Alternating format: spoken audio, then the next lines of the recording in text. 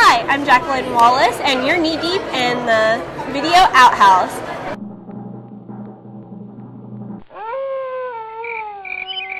If you don't want to talk comics, what do you want to talk about?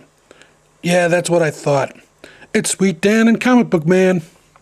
Hey kids, how you doing? Comic Book Man here. Welcome to my video Outhouse. It's time once again for Sweet Talking Comics. We love it. We love And Sweet Talking Comics is always with me. Dan Sweet. That's right, Sweet Dan Sweet. And this week, Dan is Sweet Talking Sweet Talking. this. Hulk the List. Hulk has made a list of all the things he wants for Christmas. All the things he wants to smash. And number one on that list is...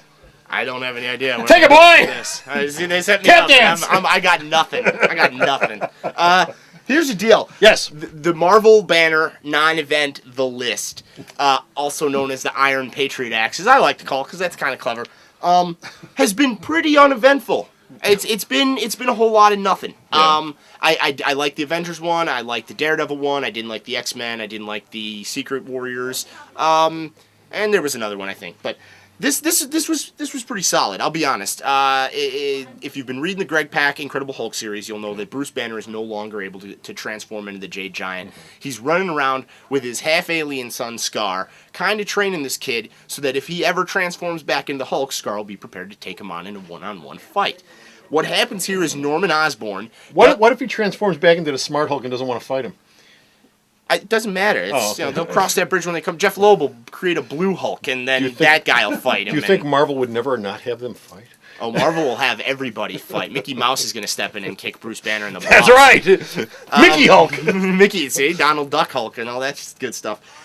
Norman doesn't send the Sentry, because he can't, the Hulk has powers over the Sentry. I don't know if you ever read that little funny thing. The Hulk has a soothing little style, a little finessing with the Sentry, so that I don't even want to get into that. But they fought at the end of World War Hulk.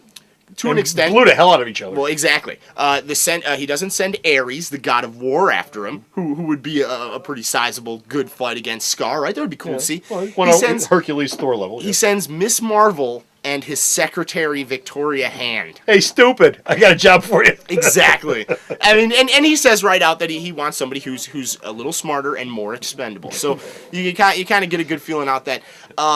Then Ben Oliver goes on to illustrate a really cool little fight sequence between Victoria and Bruce Banner and Miss Marvel and Scar. Yeah. And it doesn't end with what you would normally think, and it kind of deals with Miss Marvel actually talking to Scar and breaking through to him and kind of saying, hey, look, you want the Hulk dead, I want Bruce Banner dead. Let's have a cup of coffee and figure out how we're going to work this out. She's kind of a slut in the pages of Dark Avengers. She's banging everybody with her tight little pants on and everything. No, seriously, she's a dirty, dirty girl. Well, she's at Wizard World this year, and she had her butt was just hanging out of it. I remember that. Oh man, that was pretty scary. Thanks. That was pretty scary. Thanks. I don't think that was hard. A lot of junk in that trunk. But seriously, they sow the seeds at the end of the issue. I don't want to give anything away, but the whole idea that Bruce Banner isn't going to be the Hulk, don't hang on to that like you should have anyway. Yeah, like he'd never turn back into the Hulk. comic Oh, you'll books. never see that There's again. going to be a movie coming out at some point, believe me. Well, but Bruce Banner, every step along the way in these things, has said, I'm going to turn back into the Hulk Exactly. sometime. This is true. You know it's coming. This is true, and therefore, I mean, I got to be honest. Greg Pak is playing everything right. His first arc was pretty much all the Hulk with no Banner. Now he's dealing with Banner and no Hulk. So I really like the way that it's played off of each other. I think he really appreciates the scientific side of Bruce Banner, and he approaches the character as a smart guy who's capable, even when he's not 18 feet tall and 300 some pounds. You know what I mean? So I really like what the guy's doing. I don't think Ben Oliver does enough work in comics at all. I mean, this is one of the guys whose artwork is so incredible and so just beautiful stuff, man. I first saw him on the Authority. I can't even remember what it was. He did an arc of Authority with Robbie Morrison. Okay.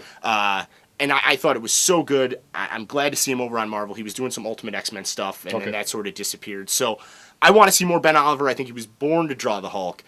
When Ariel Olivetti gets done, I hope they inject this guy right onto the series and keep it moving. That was awesome. Thing I didn't like, for an oversized issue for $3.99, they give me a half the book is a reprint of a Lee Ditko Spider-Man issue. It's the Lee Ditko one where Where Hulk and Green Goblin and the Spider-Man Hulk are in fight. it. Who cares? Give me something else for my Is that on $3.99. the cover? So I don't even tip you. No, to they it. don't even tell you. No. In all the other stuff, they haven't really done very many reprints. In the Matt Fractionman X-Men Yeah, I saw one, it. they do a reprint of Matt Fraction's first Wolverine story illustrated by Sam Keith. But everything else has been like previews for the other stories, some background information on the character, art, developmental art. And with Ben Oliver, I would have loved to see developmental art, cover concepts, and stuff like that. I think that would be more worth it, and I'd be more willing to shell out $3.99 for it than a reprint of a Lee Ditko story where the Hulk shows up for 3 pages and fights Spider-Man, not even really the Green Goblin. That's the type of stuff they say for the $4.99 books now, not the $3.99 This is true. books. This is true. You know what I mean? And that book would be 60 pages and whatever. So, you know what? As far as these list books go, they've been pretty much hit or miss with me. I like this one, but I've been following the character anyway. So if you're a Hulk fan, you're gonna love it. Read it after the latest issue of Incredible Hulk. They ship the same week, and if you read this one first, it kind of doesn't make as much sense. So read the Hulk Wolverine to Ken issue before you read this. That's it. Okay, stop off at the store's website and read all of Dan's reviews at www.myalternatereality.com. Until next time, this is Comic Book Man with Sweet Dan, sweet. saying bye!